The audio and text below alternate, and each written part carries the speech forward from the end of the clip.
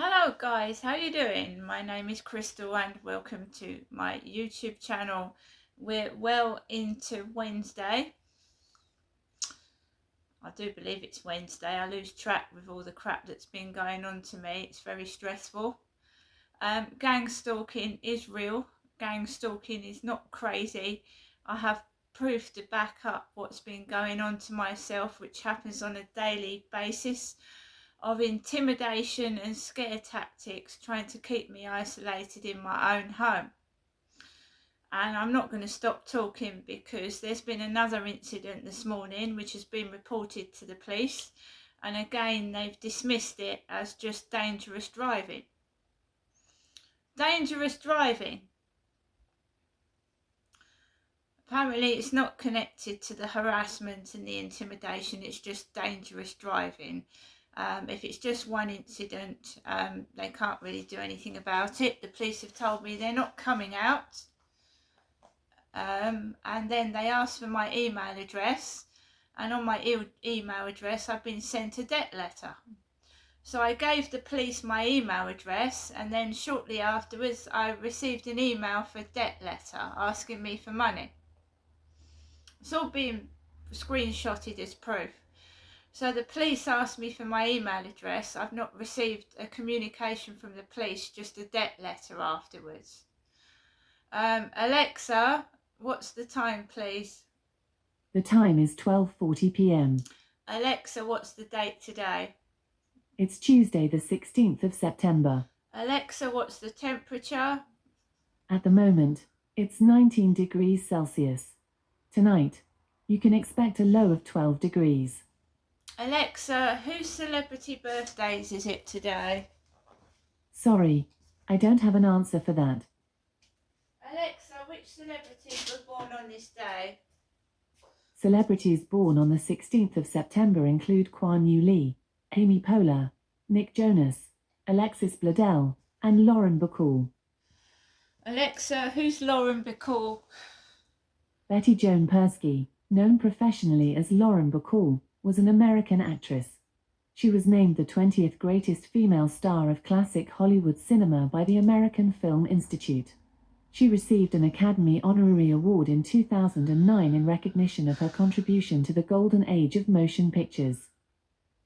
Right, guys, I've just gone down to the bin store. It's 12:41 p.m. We have a wee stained swivel chair in there, and like a wet floor sign, cleaning in progress, by a dirty piss stained swivel chair.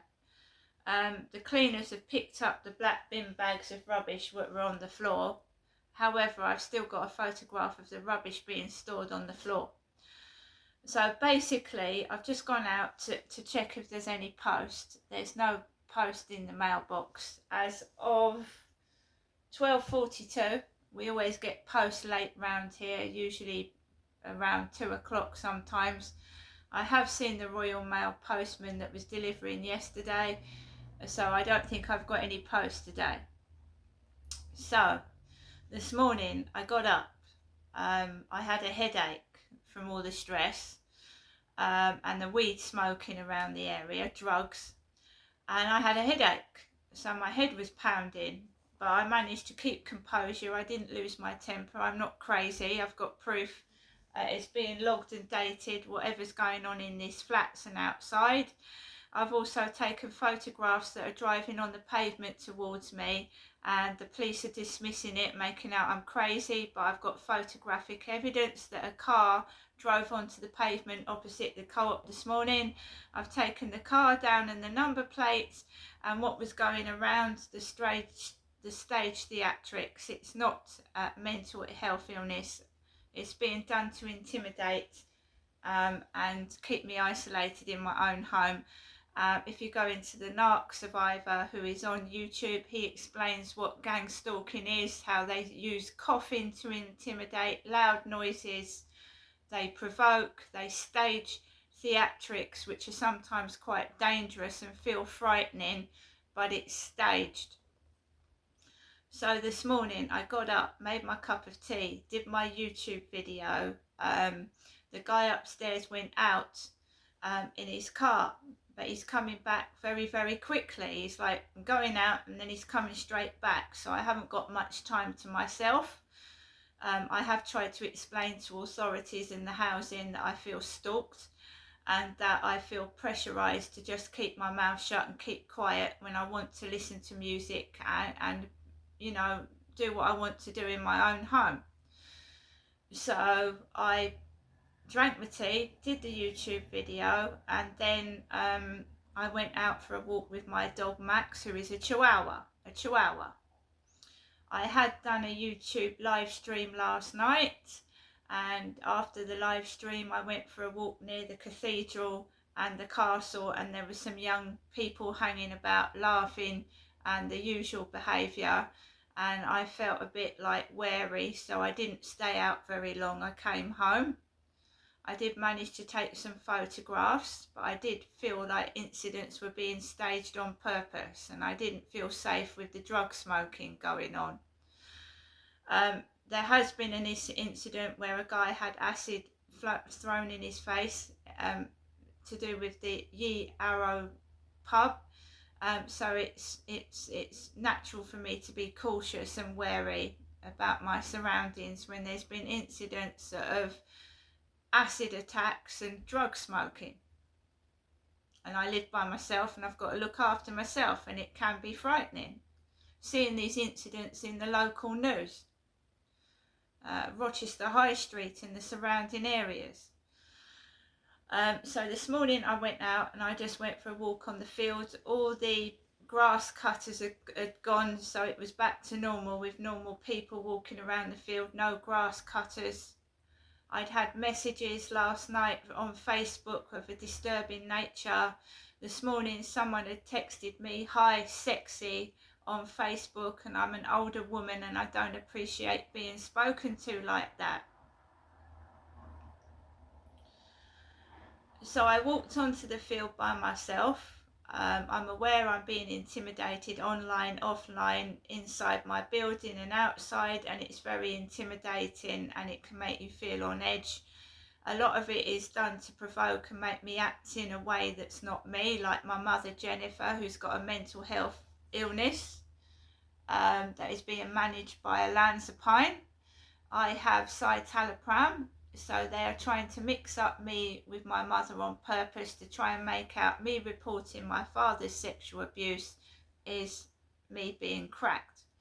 And it's not. I need help for my trauma. I've suffered abuse since I was 10 years old. It's been overlooked and covered up by professional staff and the police. And I'm trying to uncover it and make my voice heard now. I'm not hiding it anymore. I deserve respect. I deserve therapy and help. I've been abused all my life and I'm sick and tired of these people covering it under the carpet. So finally, I think someone's listening. I've got an appointment to see somebody face to face, not over the phone or one of these stupid Zoom phone calls. I'm going to see someone face to face and talk through about what's going on upstairs and the sexual trauma I've suffered as a child.